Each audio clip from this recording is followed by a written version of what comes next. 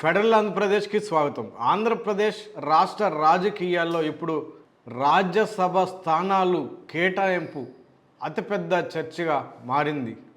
దీని వెనకాల నారా చంద్రబాబు నాయుడు ఎందుకు ఈ నిర్ణయం తీసుకున్నారు, కేవలం కాపులకి కమ్మలకి ఎందుకు ఈ సీట్లు కేటాయిస్తున్నారు, టీడీపీకి అత్యధికంగా ఓటర్లుగా సానుభూతి పరులుగా ఉన్నటువంటి బీసీలకి ఎస్సీలకి ఎందుకు కేటాయించడం లేదు, పార్టీలో సీనియర్లుగా ఏళ్ల తరబడి చంద్రబాబు నాయుడు వెంట నడుస్తూ ఆ పార్టీకి అండగా నిలబడుతూ వస్తున్నటువంటి నాయకులకి ఎందుకు రాజ్యసభ స్థానాలు కేటాయించడం లేదు, ఈ విషయాలన్నీ ఆంధ్రప్రదేశ్ రాష్ట్ర రాజకీయాలని ప్రత్యేకంగా కూటమిలో తెలుగుదేశం పార్టీ శ్రేణులని కుదిపేస్తున్నటువంటి అంశంగా ఉంది.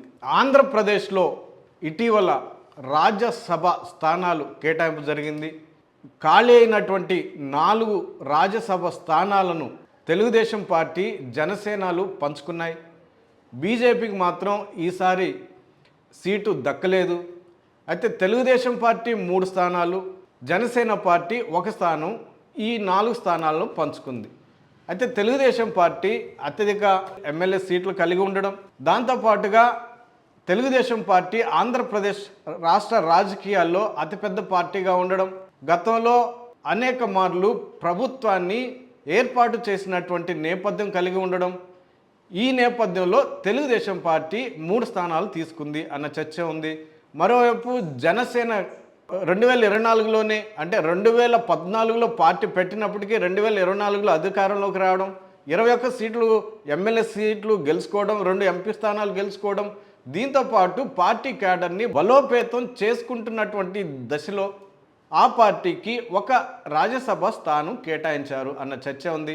అయితే తెలుగుదేశం పార్టీ 3 స్థానాల్లో సానా సతీష్కి, తర్వాత భాష్యం రామకృష్ణకి, తర్వాత చింతకాయల విజయ్కి కేటాయించారు.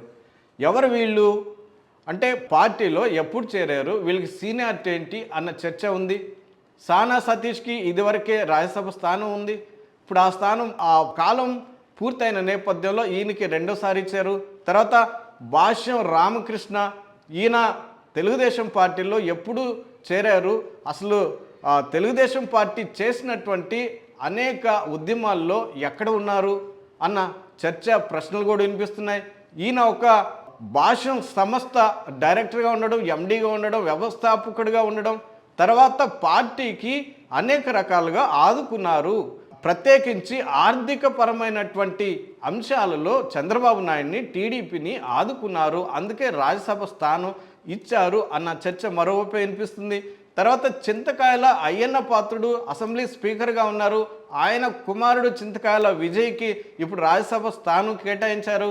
ఇది కూడా ఒక చర్చగా మారింది. అంటే ఒకవైపు అసెంబ్లీ స్పీకర్గా ఉన్నటువంటి నేపథ్యంలో మరోవైపు రాజ్యసభ స్థానం ఎలా కేటాయిస్తారు, జోడు పదవులు ఒకే కుటుంబంలో ఎలా ఇస్తారు అన్న చర్చ, ప్రశ్నలు కూడా వినిపిస్తున్నాయి.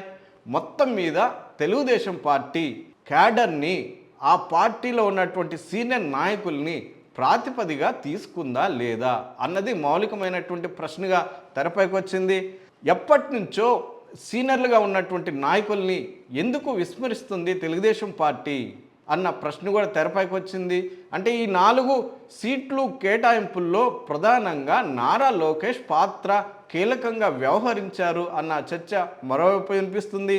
సీనియర్ నాయకుల్ని కాదని యువతకి అత్యధిక ప్రాధాన్యం ఇవ్వాలనే నేపథ్యంలోనే ఈ నిర్ణయం తీసుకున్నట్టు అన్న చర్చ కూడా మరోవైపు వినిపిస్తుంది. అంటే చంద్రబాబు నాయుడు ఆ టీంకి బదులుగా నారా లోకేష్ తనదైన శైలిలో ఒక టీంని భవిష్యత్తులో ఏర్పాటు చేసుకునే విధంగా ఈ కేటాయింపులు జరిగాయి అన్న చర్చ ఆ పార్టీ క్యాడర్లో వినిపిస్తుంది. మరో మౌలికమైనటువంటి ప్రశ్న, చర్చ తెరపైకి వచ్చింది. అదేంటంటే సామాజిక న్యాయం కూటమిలో కానీ తెలుగుదేశం పార్టీల్లో అమలవుతుందా లేదా అన్నది మౌలికమైన ప్రశ్నగా తెరపైకి వచ్చింది. అంటే తెలుగుదేశం పార్టీకి అత్యధికంగా బీసీలు ఓటర్లుగా ఉన్నారు, వీళ్ళ తర్వాత ఎస్సీలు ఉన్నారు, ఎస్టీలు ఉన్నారు, మైనారిటీలు ఉన్నారు. మరి వీళ్ళందరినీ కాదని పక్కన పెట్టి కేవలము కమ్మకి కాపుకి ఎందుకు ఇచ్చారు రాజ్యసభ స్థానాలు అన్నదైతే ప్రధాన ప్రశ్నగా వినిపిస్తుంది. మెజారిటీ ఓటర్లలో బీసీగా ఉన్నప్పుడు బీసీకి ఎందుకు ఇవ్వలేదు, ఆ తర్వాత స్థానంలో ఎస్సీలు ఉన్నప్పుడు ఎస్సీలకు ఎందుకు ఇవ్వలేదు అన్న ప్రధానమైనటువంటి ప్రశ్నలు, డిమాండ్లు కూడా తెరపైకి వస్తున్నాయి. అలాగే గతంలో అంటే 2014-19 కాలంలో అధికారంలో ఉన్నటువంటి సమయంలో తెలుగుదేశం పార్టీ, ఆ పార్టీ నాయకుడు ముఖ్యమంత్రి నారా చంద్రబాబు నాయుడు అప్పట్లో రాజ్యసభ స్థానాల ఎంపిక సందర్భంగా సీనియర్ నాయకుడైనటువంటి దళిత వర్గానికి చెందినటువంటి వర్ల రామయ్య పేరుని తెరపైకి తీసుకొచ్చారు అన్న చర్చ ఉంది. ఆయనకి అప్పట్లో రాజ్యసభ స్థానం ఖరారు అవుతుంది, చేసే దిశగా నారా చంద్రబాబు నాయుడు నిర్ణయం తీసుకున్నారు అన్న చర్చ బయటకు వచ్చింది. అదే విషయాన్ని వర్ల రామయ్యకి తెలియజేస్తే ఆయన చంద్రబాబుని కలిసేందుకు బయలుదేరి మార్గ మధ్యలో ఉండగానే నీకు ఈసారి సీటు ఇవ్వడం లేదు అన్న ఫోన్ కాలు సీఎం క్యాంప్ ఆఫీస్ నుంచి వచ్చినట్లుగా, దాంతో ఆయన హర్ట్ అయిన సందర్భంలో ప్రకాశం బ్యారేజ్ మీదుగా వెనక్కి వెళ్ళిపోయినాడు, హర్ట్ అయ్యారు అన్న చర్చ కూడా అప్పట్లో వినిపించింది. ఈ దఫా కూడా ఈ 4 రాజ్యసభ స్థానాల్లో కూడా వర్ల రామయ్యకి ఒక సీటు ఖచ్చితంగా ఇస్తారు అన్న చర్చ బలంగా వినిపించింది. అయితే మరోమారు వర్ల రామయ్యకి మొండి చేయి చూపించారు అన్న చర్చ కూడా ఆ దళిత అంటే తెలుగుదేశం పార్టీ క్యాడర్లో కూడా బలంగా వినిపిస్తుంది. ప్రత్యేకించి తెలుగుదేశం పార్టీల్లో ఉన్నటువంటి ఎస్సీ వర్గానికి చెందినటువంటి నాయకులు క్యాడర్లో ఈ అంశం బలంగా చర్చగా మారింది. చాలా తీవ్రంగా అసంతృప్తులు వ్యక్తం చేస్తున్నారు అన్న చర్చ కూడా మరోవైపు వినిపిస్తుంది. గతంలో మొండి చేయి చూపించారు, ఈసారి కూడా మొండి చేయి చూపించడం ఏంటి? వర్ల రామయ్య చాలా సీనియర్ నాయకుడు, దాంతోపాటుగా పోలిట్ బ్యూరో సభ్యులుగా ఉన్నారు. ఈ నేపథ్యంలో ఆయనకి ఎందుకు ఇవ్వలేదు అన్న చర్చ ఆ శ్రేణుల నుంచి బలంగా వినిపిస్తున్న నేపథ్యంలో మరో అంశాన్ని తెరపైకి తీసుకొచ్చారు. అదేంటంటే ఒకే కుటుంబంలో 2 పదవులు ఉంటే రెండో పదవి ఇవ్వడం కష్టము అన్న చర్చ వినిపిస్తుంది. అయితే ఇదే చర్చ, ఇదే అంశము, ఇదే ప్రాతిపదిక చింతకాయల అయ్యన్న పాత్రుడు కుటుంబానికి ఎందుకు వర్తించదు? వాళ్ళకు వర్తించిన నేపథ్యంలో వర్ల రామయ్య కుమారుడు పామర్రు ఎమ్మెల్యేగా ఉన్న నేపథ్యంలో వర్ల రామయ్యకి ఎందుకు రాజ్యసభ స్థానం కేటాయించలేదు? వాళ్ళకు ఒక న్యాయం, ఈయనకు ఒక న్యాయమా అన్న చర్చ కూడా బలంగా వినిపిస్తుంది. అంటే ఓవరాల్గా దళిత సామాజిక వర్గాన్ని తెలుగుదేశం పార్టీ దూరం చేసుకునే ఆలోచన చేస్తుందా? దీని వెనకాల బీజేపీ హస్తం ఏమైనా ఉందా? బీజేపీ నేతృత్వంలో బీజేపీ డైరెక్షన్లోనే ఎస్సీ సామాజిక వర్గానికి చెందినటువంటి నాయకులకి రాజ్యసభ స్థానం ఇవ్వకూడదు అన్న ఏమైనా నిర్ణయం తీసుకున్నారా అన్న చర్చ కూడా ఆ పార్టీ శ్రేణుల్లో వినిపిస్తుంది.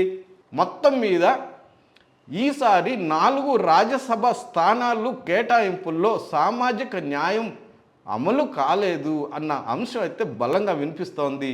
మరోవైపు ఇదే సమయంలో గతంలో అధికారంలో ఉన్నటువంటి వైసీపీ పార్టీ అవలంబించినటువంటి తీరు, ఆ పార్టీ నాయకుడు జగన్మోహన్ రెడ్డి రాజ్యసభ స్థానాలు కేటాయించినటువంటి తీరుని, ఈ రెండింటిని బేరీజు వేసుకుంటూ ఒక చర్చ కూడా జరుగుతుంది.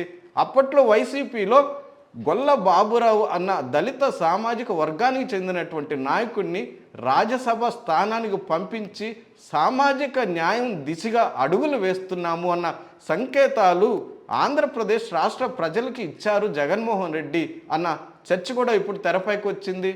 మొత్తం మీద ఈ 2 అంశాలు ఇప్పుడైతే ఆంధ్రప్రదేశ్ రాష్ట్ర రాజకీయాల్లో బలమైన చర్చగా మారింది. దళిత నాయకులని, దళిత క్యాడర్ని టీడీపీ ఏ మేరకు వాళ్ళ ఈ అసంతృప్తుల నుంచి బయటపడేస్తుంది?